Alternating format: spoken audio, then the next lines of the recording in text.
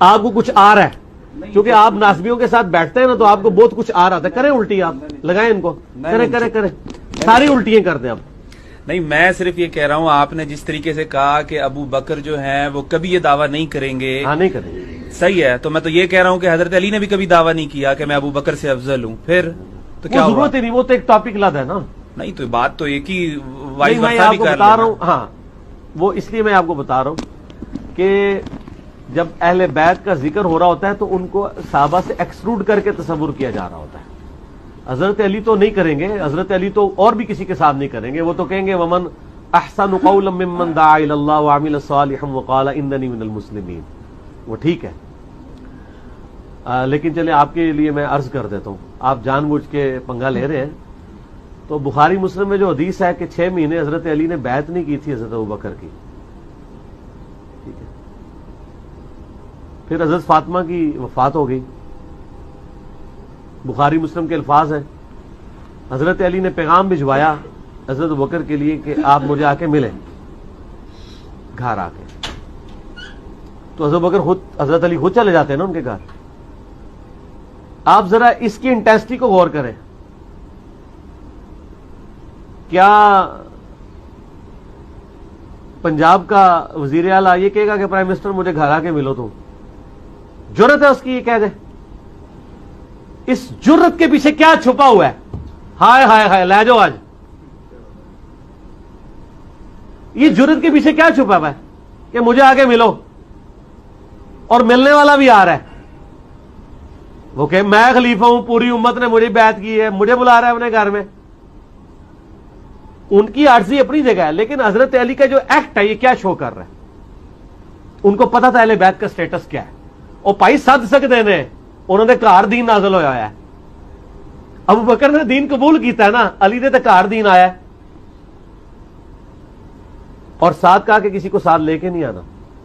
اور حضرت عائشہ کے الفاظ ہیں بخاری مسلم میں کہ وہ عمر کے جانے کو ناپسند کرتے تھے حضرت علی. کیوں؟ ان کو پتا تھا کہ حضرت عمر شارٹ ٹیمپر ہے اور حضرت بکر دھیمے مزاج کے. این ممکن ہے کہ کوئی وہ ایسی بات کرے اور معاملہ خراب ہو جائے. تو بخاری مسلم کے الفاظ ہیں کہ حضرت بکر آئے اور حضرت علی نے ان کو کہا کہ اے ابو بکر, جو اللہ نے آپ کو ہم پہ فضیلت دی ہے اس امر خلافت میں, ہم آپ سے کوئی حسد نہیں کرتے کہ آپ کو امت نے چن لیا, لیکن کیا اہل بیت رسول ہونے کے ناطے یہ ہمارا حق نہیں تھا کہ آپ بھی ہمیں بھی اس میں شامل کرتے, اس مشورے میں؟ اس بات پہ حضرت ابوبکر صدیق رو پڑے. کیوں روئے؟